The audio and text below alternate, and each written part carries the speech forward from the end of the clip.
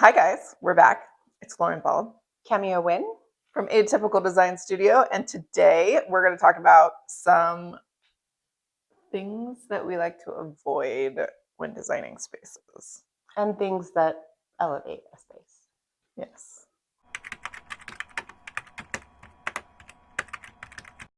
Okay, my number one pet peeve that I'm going to start off with is those faux printed rugs that are made to look like they're vintage.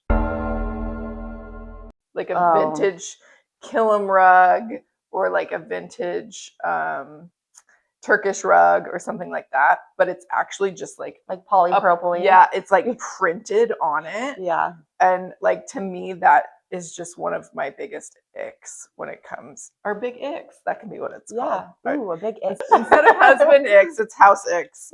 So these are some of our biggest house icks. Yeah, printed. A husband ick. That's a thing on Instagram. Oh, it is. Yeah. Out of the loop. Yeah. I mean, I feel like there's quite a few, but I really hate that like sparkly quartz material. That's a big ick for me. House ick. Yes, I agree. Like, or granite. It's got like tons of sparkles in it. Really, And yeah. when people say granite countertops and it's the sparkle, it's like not. It's not it. Like really bad LVT that's a weird gray color that doesn't even exist in any sort of wood tone in the world. Big ick. And you can tell it's plastic. Yeah. Yeah. Blue light bulbs is like a very, very big ick. Like, or mismatched light bulbs. When they're mismatching is even worse. It's like a mental institution. Yeah. Not that I would know, but. Yep. What are your thoughts on millennial gray? What is that? What's millennial gray? I think of it as like landlord gray. Yeah, it's landlord gray. Yeah. I hate it. Hate it. I absolutely hate it. Yeah. Throw it in there with the mental institution. I'd rather have beige over gray. Me too. Pretty much. I think like a lot of the times people get scared about things feeling too yellow or kind of like dingy. Yeah. But there's a difference between warmth and yellow, you know? So that like super cool tone that just is so uninviting. It's very institutional. And it does nothing for the complexion. And it affects your mental health. Yeah. Very negatively. Okay, granite and really bad LVT, blue lights. I think when things are just not set up well from a layout perspective, you know, like weird bump outs that are unnecessary or ceiling drops or like cabinetry from an layouts architectural standpoint. Yeah, like or even just like cabinetry that's not functional. I mean, that's a big ick. What about vinyl flooring? There's a range. There's some that's good that is hard to tell from afar. And if you have like pets and shit, like I think there's a time and a place for it. Pets and shit.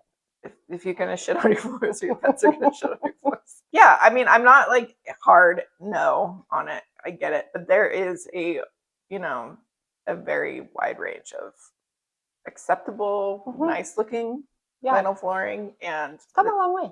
Yeah, and the stuff that's just like it doesn't feel good. It doesn't sound good when you walk on it. It just looks plastic. Yeah. Yeah. I don't know if I have. I mean, I'm sure there's more icks that I'm just like not really thinking of. But those are the big ones. The big icks. Flip side, things that elevate a space. You know, like I said earlier, splurging on like a nice, real natural stone, quality fabrics and upholstery, really special lighting that feels like jewelry, hardware. I love a good piece of hardware. All that stuff. It's just the little things, making sure that the architectural features are like lining up consistently through the house. The right undertones in your paint colors. There's a lot of things I feel like that are not obvious, but really elevate. On a scale of 1 to 10, how would you rank lighting when it makes or breaks a space? 10. Always. I think lighting is probably one of the most important factors in a space. It's the first thing you see. They say it travels at the speed of light.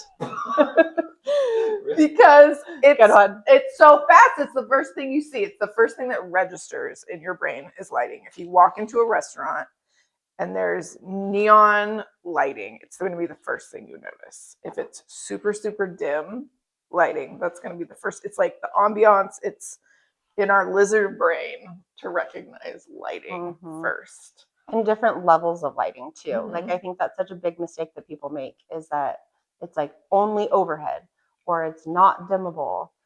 I think you need like a lamp and, some under cabinetry lighting and some overhead, but it has to be dimmable. Like, yeah, you want everything dimmable. Like, I think in every project, when electricians or contractors ask, like, what do you want on a dimmer? It's like, everything.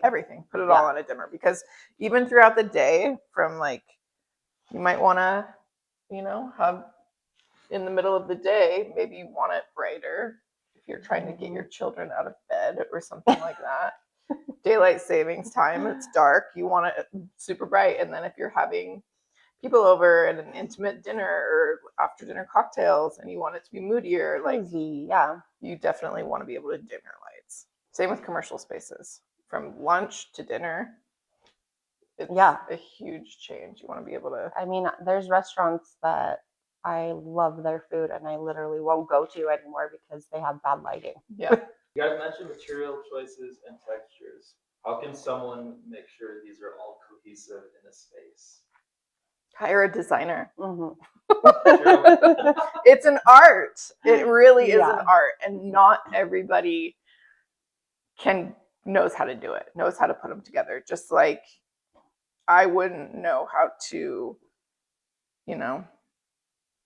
the formula for certain math equation, or how to build out a website. Yeah, it's the same thing. There is a formula for it. There's a technique for it, and it's really hard to understand.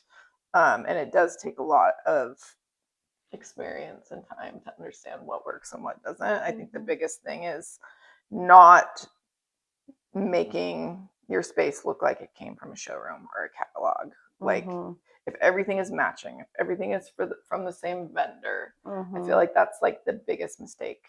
And thinking through, and also like scale, just in a texture or material, if you're mixing them up, like you're not going to put two textures that have like the same pattern scale or the same texture like right next to each other necessarily. So it's kind of this thinking about the big picture of all of it together. And there's 5 million decisions to make. So you really have to think about like all of it together at once and, not kind of piecemeal it. What helps you guys select art pieces on a larger scale for a living space that fits the living space? I mean, I feel like art is such, I always say this, so I'm like a broken record, but it's so subjective to the people who are occupying the space. So I think like when I come in to help a client with art, it's really about like what gets them going and makes them excited, and then how to like build off of that and make sure that it fits the space properly size wise, and like the color and the lighting and the paint that is behind the art piece. I mean, so for me, I feel like it's a really personal conversation and working together with your client. I'm also a big fan of juxtaposition. I think that's sort of one of our signature design styles, is that we like to take, maybe a more modern piece and frame it in a more traditional frame, or have a piece of modern art displayed next to a piece of Native American art, or, sculpture mixed with all different things. Yeah, we like to not have it all look one note. We like to mix and match. Yeah. And that helps a space feel really curated.